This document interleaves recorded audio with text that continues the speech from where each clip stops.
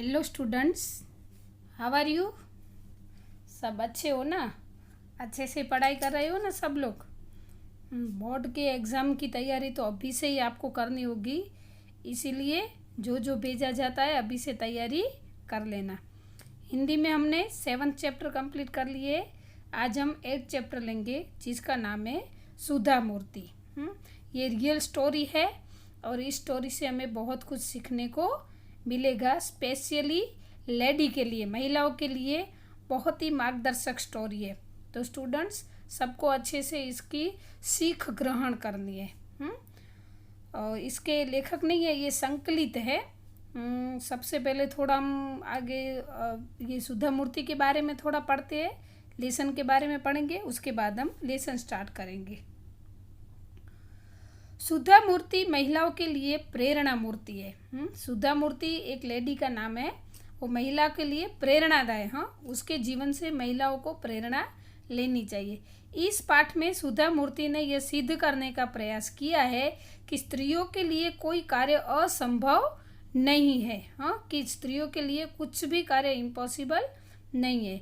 उन्होंने इंजीनियर के रूप में कार्य किया, बाद में संशोधन, तकनीकी क्षेत्र, चिकित्सा, लेखन के क्षेत्र में बड़ा योगदान दिया। सुधा मूर्ति एक स्त्री थी, उसके बाद भी फिर भी उन्होंने संशोधन टेक्निक में क्षेत्र में, चिकित्सा क्षेत्र में, लेखन क्षेत्र में बड़ा ही योगदान दिया था और साथ में इंजीनियरिंग तो किया ही था।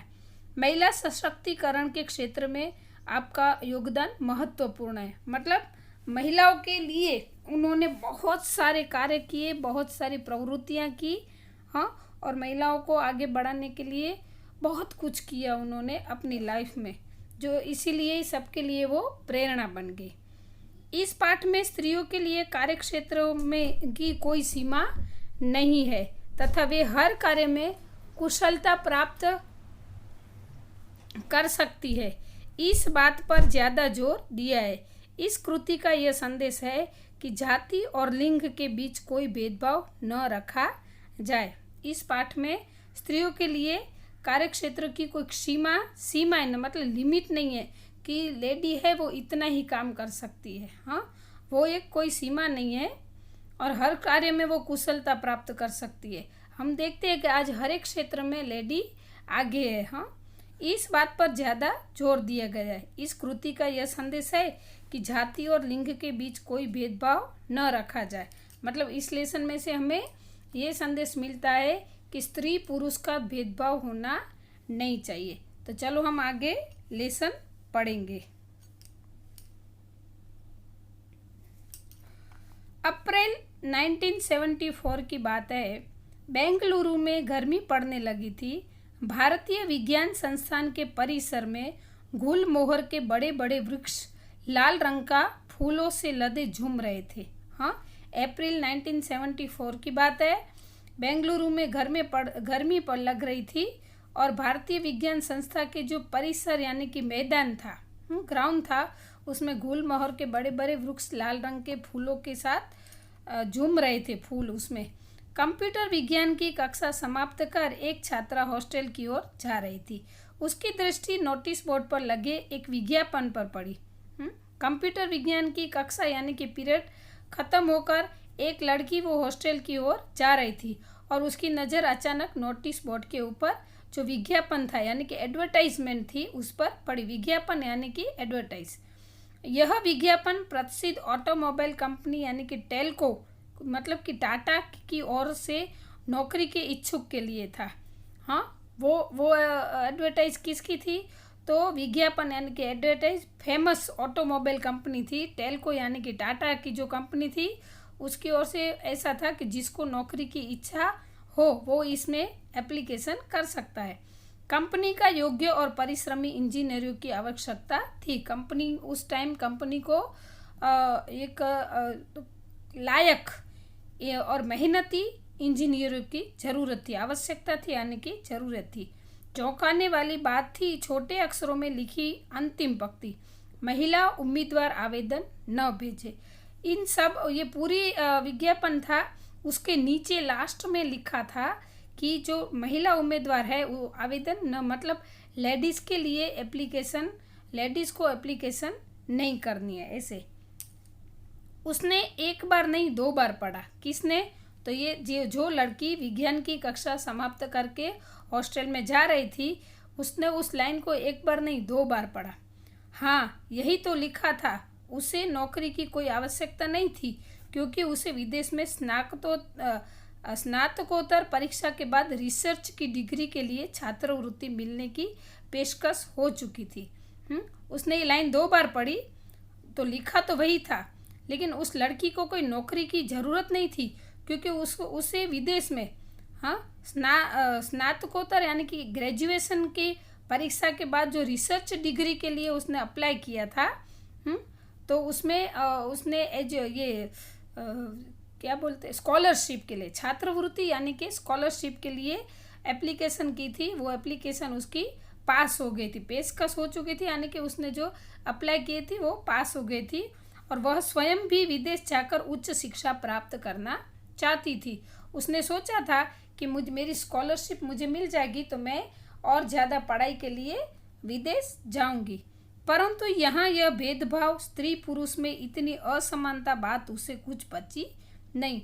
ये एडवर्टाइजमेंट की जो लास्ट लाइन थी, वो लाइन उसके दिल को छू गई, और उसने सोचा कि यहाँ क्या है, हमारे देश में तो स्त्री पुरुष में इतनी असमानता है, इतना भेदभाव है, वो बात उसे पची नहीं। वह अपनी कक्षा में हमेशा प्रथम स्थान पाती आई थी, और कंप्यूटर विज्ञान की कक्षा में पुरुष सहपाठियों में अकेली लड़की थी। योग्य थी, परिश्रमी थी, नहीं उसे कुछ तो करना ही होगा। इस भेदभाव को सहना उसके बस की बात नहीं। वह इसका विरोध करेगी और डटकर करेगी, क्योंकि उसने डिसाइड कर ही लिया था। क्योंकि जब वो पढ़ रही थी तो पूरे क्लास में वो फर्स्ट आती थी। कंप्यूटर विज्ञान का जो वो क्लास होता था ना, उसमें वो पुरुष सहपाठी यानी कि उसके साथ पढ़ने वाले जो भी पुरुष थे, उससे भी उसमें वो अकेली लड़की थी, बाकी सारे पुरुष थे, फिर भी वो फर्स्ट रैंक की आती थी। तो इसके लिए तो ये बात असह्य हो गई कि स्त्री और पुरुष में इतनी असमानता क्यों है। उसमें स्पेशल लिखा था कि महिलाओं को इस कंपनी में एप्लीकेशन नहीं करनी है, ऐसे। और उसने उसी टाइम सोच लिया कि मैं इस बात का एकदम डटकर यानी कि हिम्मत के साथ विरोध करूंगी। उसने अपनी डायरी में आवश्यक सूचनाएं लिखी और तेजी से हॉस्टल की ओर चल दी। उसने निश्चय किया कि टेल्को कंपनी के सर्वोच्च अधिकारी को सूचित करेगी कि उनकी कंपनी इस प्रकार का अन्याय कर रही है। उसे उस सर्वोच्च अधिकारी का नाम मालूम तो नहीं था, केवल इतना पता था कि टाटा समूह के प्रमुख JRD टाटा है। उसने डिसाइड किया कि इस कंपनी के जो सर्वोच्च अधिकारी है उसके कानों तक ये मैं बात पहुंचाऊंगी। उसने उसी टाइम डिसाइड कर लिया और पता लगाने की कोशिश की, तो उसे पता चला, और ज़्यादा तो जो अधिकारी थे उसका नाम पता नहीं चला, लेकिन उसके समूह के जो प्रमुख थे उसका नाम था JRD टाटा। उसने एक पोस्ट कार्ड लिया और JRD टाटा के संबोधित करते हुए लिखा, आपने भारत में लोहा, इस्पात, रासायनिक पदार्थ, कपड़ा, मशीन के बड़े बड़े उद्योग लगाए हुए। भारतीय विज्ञान संस्थान की स्थापना में बढ़ चढ़कर अपना योगदान दिया है। सौभाग्य से मैं उसी संस्थान में पढ़ रही हूँ। मैं हैरान हूँ कि टेल्को जैसी कंपनी स्त्री पुरुष के बीच ऐसा भेदभाव कैसे कर सकती है। उसने क्या लिखा, फिर एक पोस्ट कार्ड लिखा और उसमें ऐसा लिखा कि अपनी कंपनी बहुत ही अच्छा काम करती है। लोहा, इस्पात, रासायनिक पदार्थ, कपड़ा, मशीन, ये सारे बड़े बड़े उद्योग है। और आपने जिन भारतीय विज्ञान संस्थान की जो संस्थान है वहाँ पे भी आपने योगदान दिया, यानी कि पढ़ाई के लिए बच्चों को सबको ऐसे हेल्प किया है। और सौभाग्य से मैं ऐसे ही संस्थान में पढ़ रही हूँ जहाँ पे आपने मदद की है। लेकिन मैं यही सुनकर हैरान हूँ, ये जानकर कि आपकी जो कंपनी है उसमें स्त्री पुरुष के बीच में भेदभाव कैसे कर सकती है आपकी कंपनी। 10 ही दिन में कंपनी ने उसे तार भेजा। कंपनी के खर्चे पर पूना शहर में साक्षात्कार के लिए उपस्थित हो। 10 दिन के बाद उनको एक कॉल लेटर आया। तार, पहले के ज़माने में क्या था, कोई इमरजेंसी बुलाना होता था तो तार आता था, और उसमें इतना ही लिखा था कि कंपनी पूरा खर्चा देगी और पूना में साक्षात्कार यानी कि इंटरव्यू के लिए आपको आना है। आवश्यक तैयारियों के साथ वह लड़की पूना पहुंची। साक्षात्कार आरंभ हुआ। काफ़ी तकनीकी प्रश्न पूछे गए जिनके वह सही उत्तर देती गई। जैसे ही उसको लेटर आया और वो पूना जाने के लिए तैयार हो गई, फिर उसका इंटरव्यू शुरू हुआ और टेक्नोलॉजी के बारे में जो जो क्वेश्चन पूछे गए वो उसने आंसर सही से देते गई। तभी एक बुजुर्ग सज्जन ने स्नेहमयी वाणी में कहा, तुम जानती हो कि हमने महिला उम्मीदवार आवेदन में न भेजने का क्यों लिखा? क्योंकि यहाँ फैक्ट्री में मुख्य कार्यस्थल पर किसी महिला की नियुक्ति नहीं होती। तुम्हारी जैसी मेधावी लड़कियों को अनुसंधानशाला में जाकर कार्य करना चाहिए। क्या कहती है? सॉरी, वो जो इसका जब इंटरव्यू चल रहा था तब एक बुजुर्ग ने कहा कि तुम जानती हो हम क्यों नहीं आवेदन देते, यहाँ पे महिलाओं को अपन क्यों नहीं करते? क्योंकि यहाँ फैक्ट्री के सब काम, बड़े बड़े काम होते हैं, इस पर हम महिला की नियुक्ति नहीं करते हो। और तुम्हारी जैसी मेधावी यानी कि बहुत ही होशियार लड़की जो है वो अनुसंधानशाला मतलब ऐसे साइंस की शालाएँ स्कूलें हैं, टीचिंग से रिलेटेड या तो साइंस से रिलेटेड कुछ भी हो ऐसा, तो उसमें जाकर आपको कार्य करना चाहिए। लेकिन हमें कहीं से तो शुरुआत करनी होगी, नहीं तो कभी भी कोई महिला आपकी फैक्ट्री में कार्य नहीं कर पाएगी। उसने दृढ़ता से जवाब दिया। जब बुजुर्ग ने उनसे कहा कि हम इसीलिए, क्योंकि फैक्ट्री में काम ज़्यादा होता है तो लेडी के लिए पॉसिबल नहीं है, इसलिए हम लोग यहाँ पर लेडीज़ को, स्त्रियों को काम करना अलाउ नहीं करते हैं। तो उनका आंसर देते हुए सुधा मूर्ति, ये इंटरव्यू था सुधा मूर्ति का, तो सुधा मूर्ति उनको कहती है कि हमें कहीं से तो शुरुआत करनी होगी, नहीं तो कभी भी कोई भी महिला आपकी फैक्ट्री में कार्य नहीं कर पाएगी। अगर आप शुरुआत ही नहीं करोगे तो कोई भी लेडी आपकी कंपनी में नौकरी कर नहीं पाएगी। उसने दृढ़ता से यानी कि बिना डरे और हिम्मत से जवाब दिया कि शुरुआत ही नहीं कोई नहीं करेगा तो ये भेदभाव कभी ख़त्म नहीं होगा। स्टूडेंट, इस चैप्टर का एक वीडियो यहाँ पे ख़त्म होता है, जो एक पार्ट पूरा हुआ है।